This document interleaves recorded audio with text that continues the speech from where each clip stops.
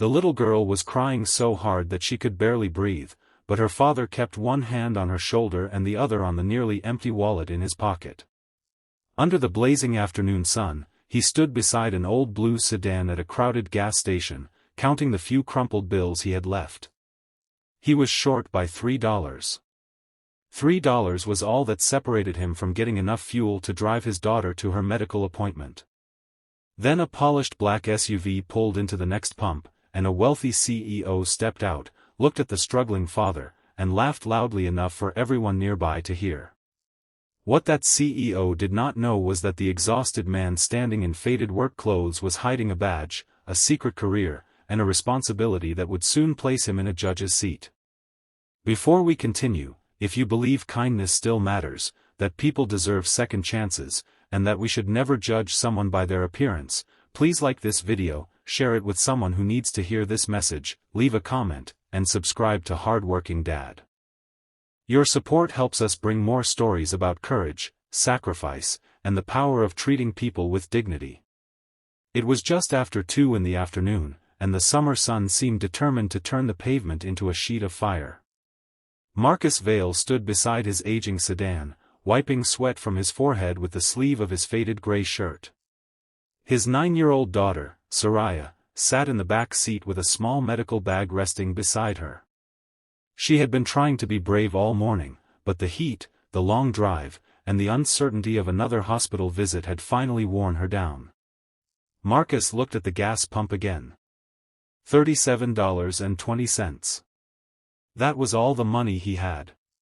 The pump had stopped at $34.12, leaving him with barely enough for a few groceries. He had searched his pockets 3 times, hoping another bill might magically appear. Nothing. His bank account was nearly empty. His next paycheck was still 4 days away. He closed his eyes for a moment and whispered a prayer, not for himself, but for his daughter. Soraya noticed the worry on her father's face and quietly asked if they were going to make it to the hospital. Marcus forced a smile and told her everything would be fine. He always said that. Even when the electricity had been shut off for 2 days the previous winter, he had told her everything would be fine. When their refrigerator broke, he had told her everything would be fine. When her mother left years ago and never came back, he had held Soraya against his chest and promised that he would never leave her. Marcus had spent years working 2 jobs, fixing broken appliances during the day and driving delivery routes at night, all while secretly carrying a burden almost nobody knew about. He wasn't simply a struggling father. He was an FBI special agent working undercover on one of the most sensitive corruption investigations in the region. But nobody looking at him that afternoon would have guessed it. That was exactly why Marcus had chosen to live quietly. His assignment required him to keep his identity hidden while investigating a network of executives, lobbyists, and corrupt officials suspected of manipulating government contracts. His supervisors knew about Soraya, but for her safety, even she didn't know the truth about her father. As far as she understood, Marcus was simply a hardworking single dad who fixed machines and delivered packages. He had promised himself that when the investigation was over, he would give her a normal life. He just hadn't expected the investigation to collide with his personal life so dramatically. As Marcus approached the cashier to ask if he could leave his driver's license as temporary security and return later with the missing $3, a large black SUV rolled into the station. The vehicle was spotless, expensive, and completely out of place beside Marcus's battered sedan. A tall man wearing a tailored navy suit stepped out. His name was Sterling Crow, the billionaire CEO of Crow Meridian Holdings, a company Marcus had been investigating for months. Sterling glanced at Marcus, then at his old car, then at the crying child inside. His expression turned into a smirk. He loudly asked the station attendant if the man at the pump was trying to purchase gas with pocket change. Several people nearby looked over. Marcus said nothing. Sterling walked closer and told him that people should learn to live within their means. He joked that perhaps Marcus should sell the car if he couldn't afford to keep it running. Then he looked through the window at Soraya and made an even crueler remark, suggesting that poor planning was not the gas station's responsibility. Marcus felt anger rise inside him, but he swallowed it. He could have responded. He could have revealed who he was. He could have shown Sterling the surveillance photographs, the financial records, and the evidence linking his company to illegal payments. But his daughter's safety came first. Marcus simply told Sterling that everyone has difficult days and that there was no reason to humiliate someone over $3. Sterling laughed.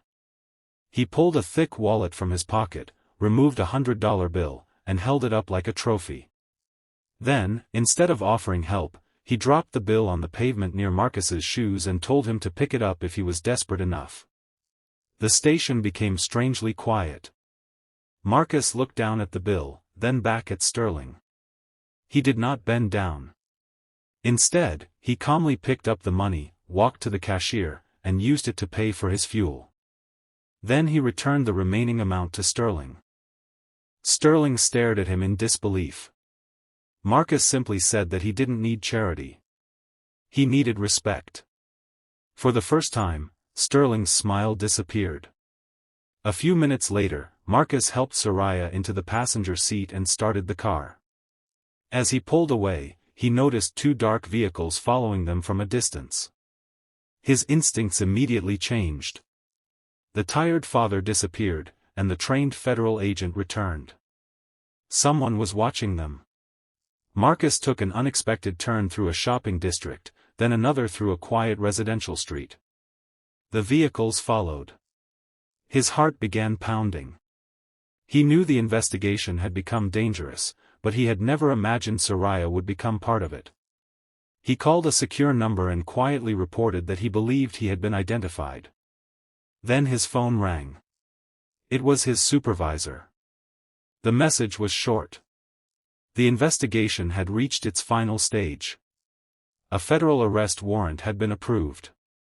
Marcus was ordered to report immediately to the courthouse. Marcus looked at Soraya in the passenger seat. She was asleep. He gently smiled and whispered that her father had one last job to do. That afternoon, Marcus arrived at the federal courthouse wearing the same faded clothes from the gas station. But waiting inside was a completely different world. Agents stood near the entrance. Federal prosecutors carried boxes of evidence. Reporters gathered outside. And in the center of the courtroom sat the presiding judge, preparing for the hearing that could destroy one of the most powerful corporate empires in the state. Marcus entered through a side door. An agent handed him a dark jacket. Another handed him his official identification. Marcus opened the badge case.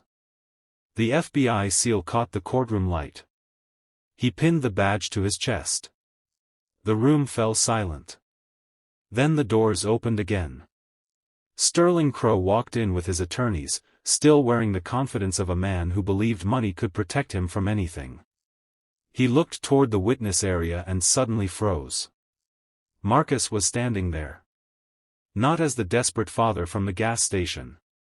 As Special Agent Marcus Vale of the Federal Bureau of Investigation. Sterling's face turned pale. The judge called the courtroom to order and announced that the hearing would proceed.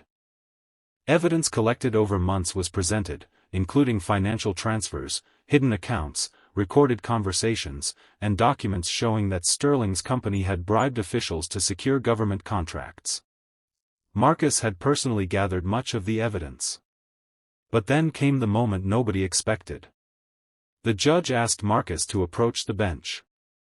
Marcus walked forward. The judge looked at him for a long moment and said that the court was grateful for his courage and professionalism. Then she asked him to take the seat reserved for a special federal judicial officer assisting with the proceedings. Marcus sat down. The same man who had been mocked over $3 that afternoon was now sitting beside the judge, reviewing evidence that could determine the fate of a billionaire CEO. Sterling couldn't look at him. For a moment, Marcus remembered the gas station. The laughter. The $100 bill on the ground. His daughter's frightened face. But he didn't feel victorious. He felt sad. Because he understood something Sterling had never learned: wealth could buy comfort, influence, and beautiful cars, but it could never buy character. The hearing continued until evening.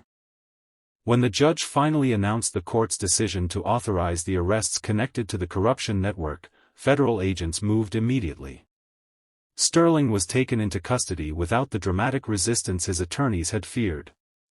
Outside the courthouse, reporters surrounded Marcus, asking about the gas station incident after learning what had happened earlier that day. Marcus could have humiliated Sterling publicly. Instead, he simply said that what happened at the gas station didn't matter anymore. Then he looked toward Soraya, who was waiting with a family friend. He said the only thing that mattered was teaching children that kindness should never depend on how much money someone has. The next morning, Marcus took Soraya back to the same gas station. The sun was warm, the sky was clear, and the station looked almost exactly as it had the day before.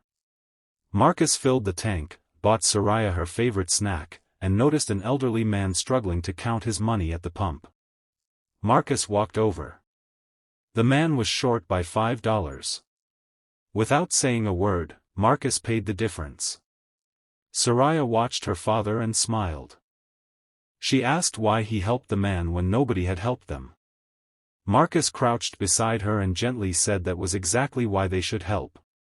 Because pain should end with us, not continue through us.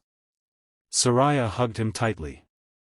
Marcus looked across the bright afternoon parking lot and realized that the hardest days of his life had taught him something no investigation, badge, or courtroom ever could. A person is never defined by what they have in their wallet. They are defined by what they are willing to give when someone else has nothing.